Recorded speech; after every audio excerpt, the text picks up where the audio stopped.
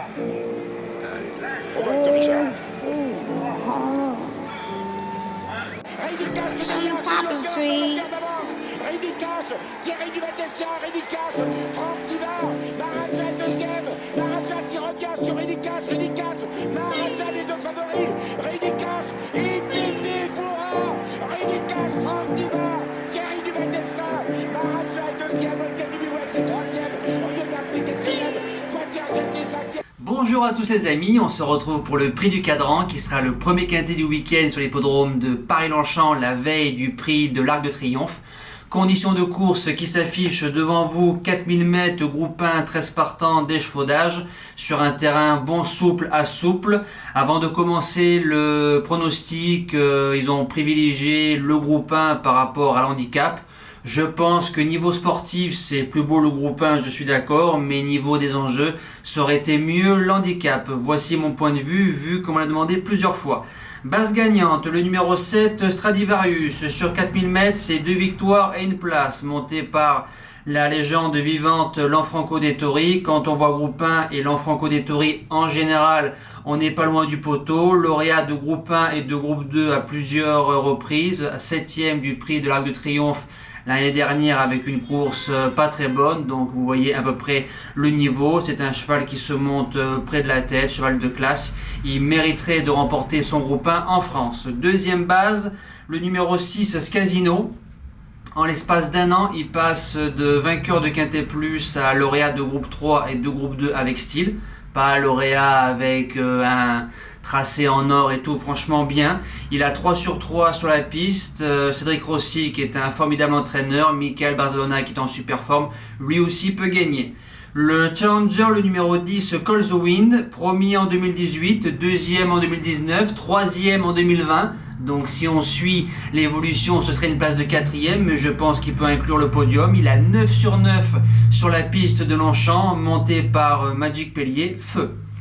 Premier outsider, le numéro 13, Bubble Smart, passe de 32,5 à 46,5 en 3 courses. Donc on change de monde. La jument vient de gagner groupe 3 avec beaucoup de dureté devant. Maintenant il y a des sacrés loustiques dans cette course là, mais on m'a toujours appris que la forme prime la classe. Gérald de Mossé qui est dessus, elle peut jouer quand même une belle place dans cette course là. Deuxième outsider, la tenante du titre, le numéro 12, Princesse Zoé. Donc la jument a pris 1 an, elle a 6 ans, le lot est un peu plus relevé que l'année dernière. Elle n'arrive pas dans les mêmes conditions que la saison 2020, mais sur la classe de la jument, elle peut inclure la bonne combinaison. 6ème position, le numéro 9, Truchan, première fois qu'il va courir en France, a gagné groupe 1 fin juillet. Sur sa forme du moment, je garde. 7ème position, le numéro 8, Alcuin, à 4 sur 5 sur la piste. Bon, une 6ème place, donc c'est quasiment un 100% de réussite. Deuxième en 2020, vient de faire une rentrée de 3 mois où il en manquait. Il va monter là-dessus, pourquoi pas. Faire aussi bien que l'année dernière, je pense que ça va être dur. Et je termine avec le numéro 2, Emperor of the Sun. Il est 5ème de la Gold Cup, donc sur 4000 mètres. C'est la seule fois qu'il a couru sur cette distance-là.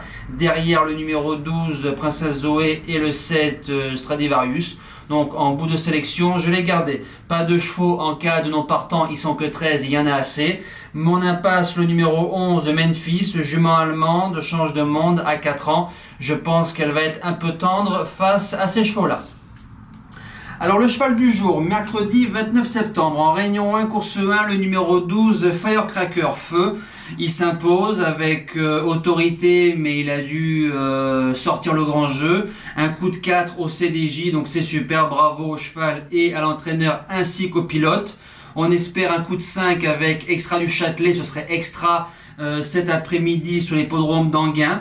Et pour samedi 2 octobre, en réunion 3, course 4 à Nantes, le numéro 10, Evita d'Estrée, déféré des 4, c'est l'une des plus riches du premier échelon.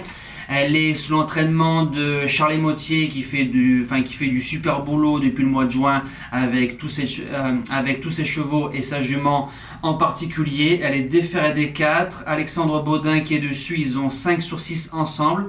La jument a marché 14-2 au Sable d'Olonne au 25 mètres, en gros très facilement. Donc c'est un bon chrono, il y a des bons chevaux au 25 mètres, jument un peu tendue, elle revient sur le sable. Si il y a une bonne course et comme c'est une jument qu'il faut mener près de la tête, donc c'est un gros avantage à Nantes parce que c'était un tracé coulant, même si c'est 3000 mètres, je pense qu'on peut lutter pour un podium. La victoire, ça va être dur, je pense, mais un podium, je pense qu'on peut réussir. Nous, on se dit à demain pour le prix de l'Arc de Triomphe. Passez un bon week-end et bon jeu à tous. Ciao!